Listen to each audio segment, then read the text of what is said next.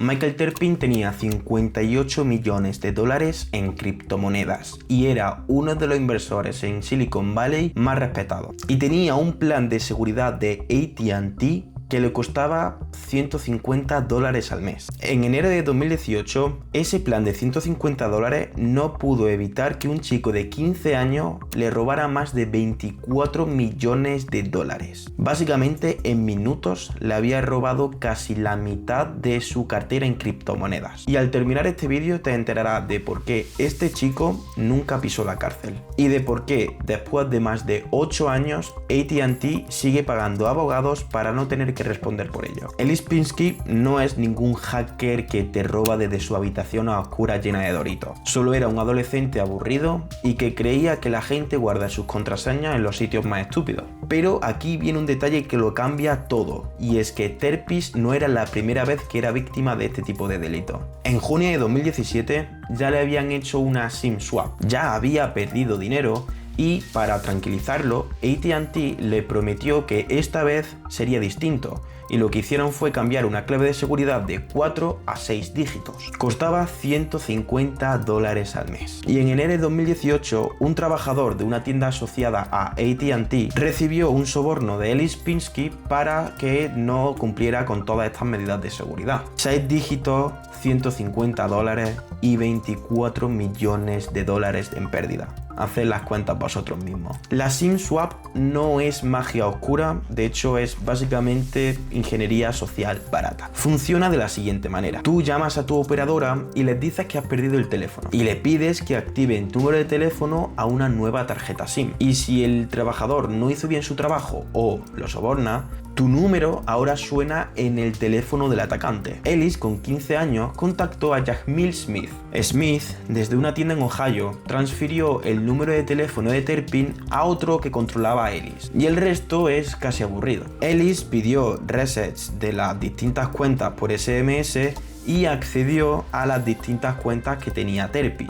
Inició sesión en su Google OneDrive y se metió en la papelera. Terpin tenía en la papelera las credenciales de todas sus cuentas de sus criptomonedas. La papelera. No hizo falta hackear a la NASA, no hizo falta acceder por fuerza bruta.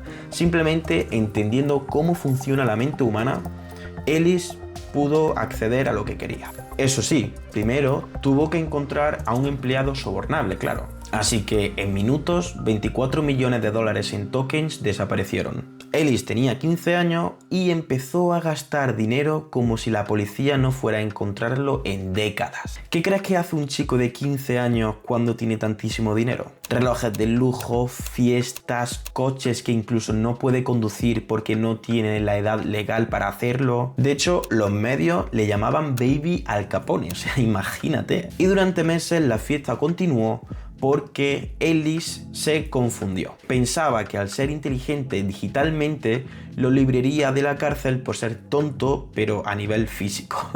Pero aquí viene la ironía de toda esta historia y el motivo por el que hice este vídeo. Y es que Ellis estaba retirando todo este dinero con su nombre real. No se inventó identidades falsas, tampoco usó una mezcladora de criptomonedas, no tuvo ningún tipo de cuidado a la hora de sacar el dinero y tampoco cambió su hábito a la hora de gastarlo. De hecho, cuando el FBI empezó a investigar, ni siquiera le hizo falta hacer una investigación súper profunda de la situación. Literalmente lo que hicieron fue googlear quién había recibido todas esas cantidades de dinero. Y todo ese dinero llevaba directamente a Ellis, quien se pensaba que nadie sospecharía de alguien de su edad. Pero vamos, que ya te digo yo que sí, yo sí lo hubiera hecho, yo.